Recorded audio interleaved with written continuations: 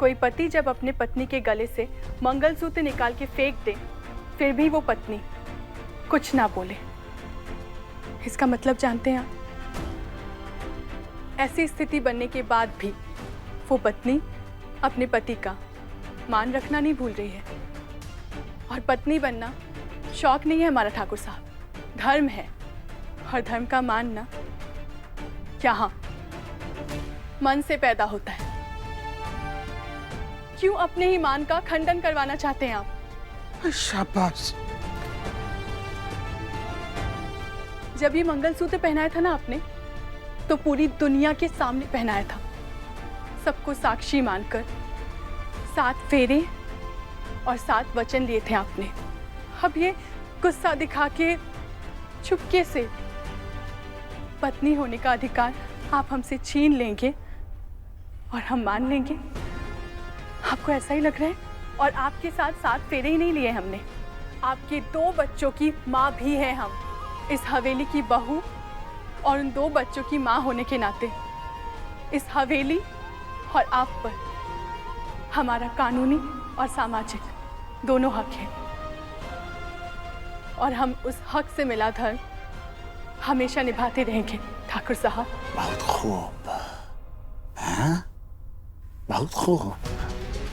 जबान बहुत बड़ी हो गई है तुम्हारी, जो मन में आए कहो, जो मन में आए करो, परंतु एक बात याद रखना कि पत्नी होने का हक हम तुमसे छीन चुके हैं। और इस उम्मीद में ना रहना कि वो हक तुम्हें दोबारा मिलेगा, क्योंकि कालीकांत ठाकुर वही करेगा जो कालीकांत ठाकुर चाहता है। कालीकांत ठाकुर।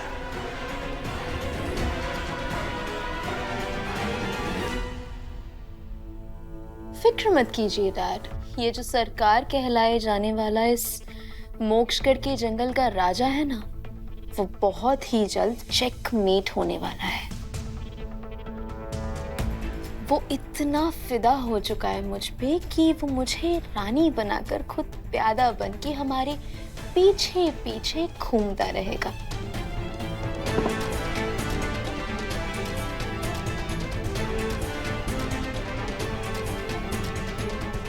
बी केयरफुल बेटा, कालीकांत कोई ऑर्डिनरी आदमी नहीं है। सालों से मोक्षगढ़ के जंगल पर राज किया है उसने। चिताओं का भाग्य विधाता है वो।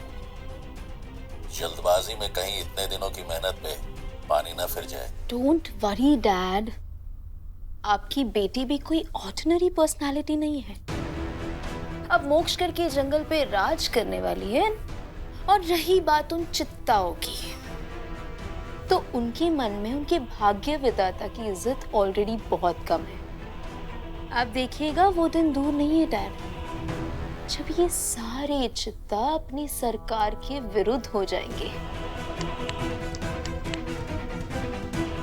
आप बस शादी का शगुन लेकर हवेली आने की तैयारी कीजिए dad. You know what I mean?